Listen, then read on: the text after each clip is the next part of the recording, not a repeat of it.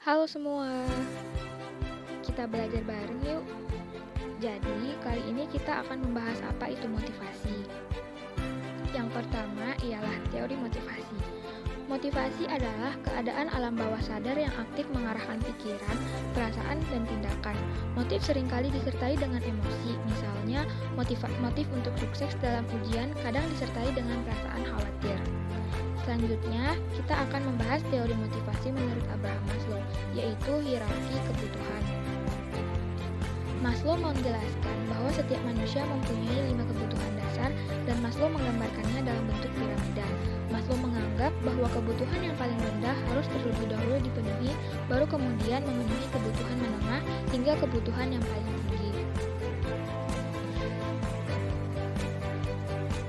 Apabila manusia memenuhi kebutuhan di tingkat atas terlebih dahulu, namun tingkat bawah belum terpenuhi, maka manusia akan cenderung kembali pada kebutuhan sebelumnya. Tingkatan kebutuhan didorong dari dua kegiatan, yaitu motivasi perkembangan dan motivasi kekurangan. Motivasi perkembangan ini berdasarkan pada kapasitas manusia untuk tumbuh dan berkembang, sedangkan motivasi kekurangan bertujuan untuk mengatasi kebutuhan manusia. Nah, berikut tingkatan kebutuhan menurut Abraham Maslow, yaitu fisiologis, keamanan, kepemilikan dan cinta, penghargaan, serta aktualisasi diri.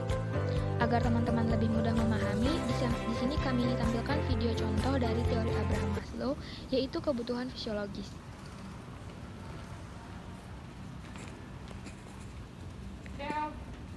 Udah sampai. Aku capek banget loh.